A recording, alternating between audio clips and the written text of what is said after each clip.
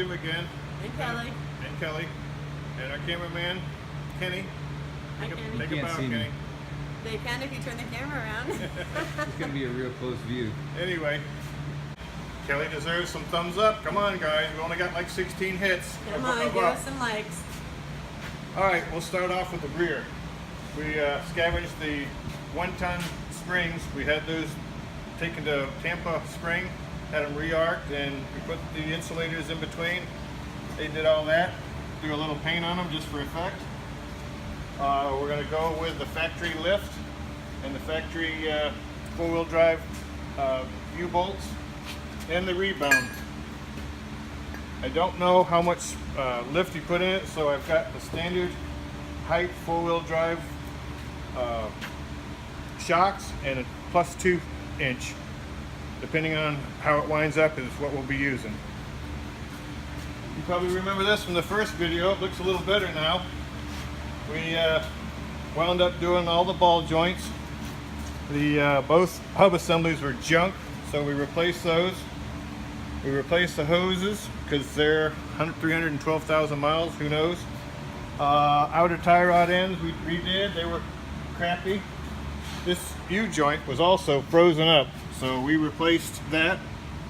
While we had the axles out, we took the carrier out and we did the inner seals. We did the outer seals and the inner seals on the spindles. Put a new dampener on it, threw a little paint on it, and we've got new bushings, poly bushings for our sway bar links. All right, Kelly's up. The brackets. Yeah, we got that. I made a template of this bracket. That's what goes on the back of the swing arm. On the driver's side, this is the driver's side one, if you remember that. That goes right in here like that on this bolt. And we'll position what the cardboard template looks like. We just made a little cardboard template of our so that back bracket, just to be clear, that the swing arm mount goes to is here. This is the 4-wheel drive one that we stole off the frame. It's going to go on that bolt right on this one here, so this cross bolt will go through here. And your other finishing off that is the pan rod. That will go thusly. This big bolt goes through here.